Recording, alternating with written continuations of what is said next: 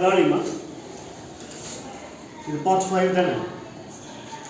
Passive வாய்ஸ்ல omitting the agent. ஏஜென்ட்னா subject.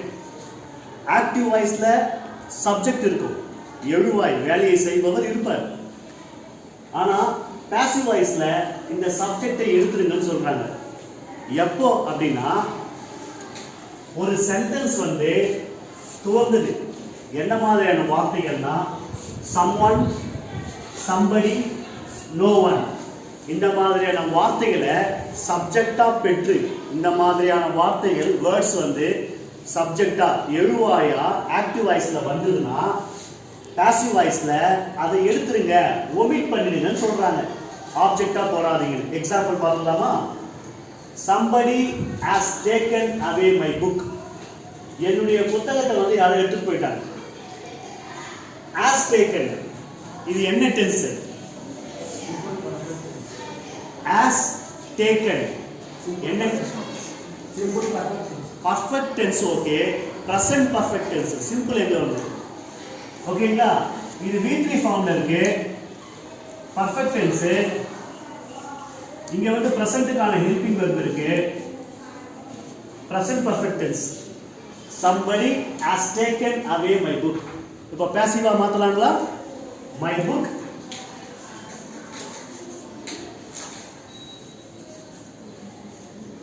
has taken இருக்கு, has been taken ஆ மாத்திடுங்க. present perfect has taken இருந்ததுன்னா ஆக்டிவ் வாய்ஸ்ல, பாசிவ் வாய்ஸ்ல been மட்டும் சேர்த்து has been taken. my book has been taken. இந்த இடத்துல away. இதுக்கு அடுத்தது யூசுவலா ப்ரிபோசிஷன் யூஸ் பண்ணுவோம். by somebody. my book has been taken away by somebody போடுவோம். இந்த இடத்துல somebody இருக்கு இல்லையா? இதை தான் சொல்றாங்க.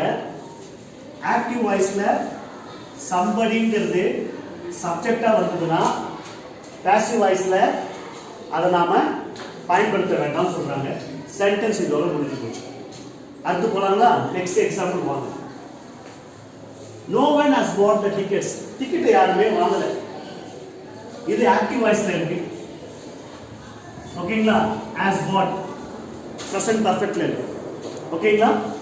இப்போ இத பாசிவ் வாய்ஸ்ல மாத்த போறோம். ஆக்டிவ் வாய்ஸ்ல எது சப்ஜெக்ட்? no one. ஆக்டிவ் வாய்ஸ்ல எது சப்ஜெக்ட்? no one. இப்போ மாத்தலாமா? that tickets.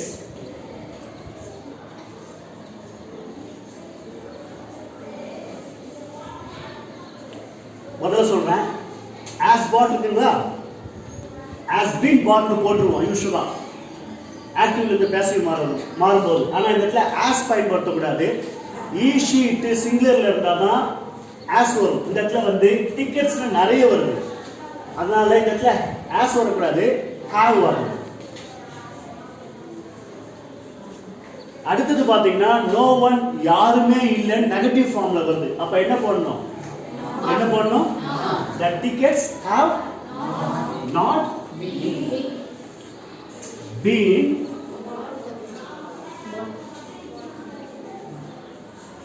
bought. ஓகேங்களா? இதோட முடிஞ்சு போச்சு.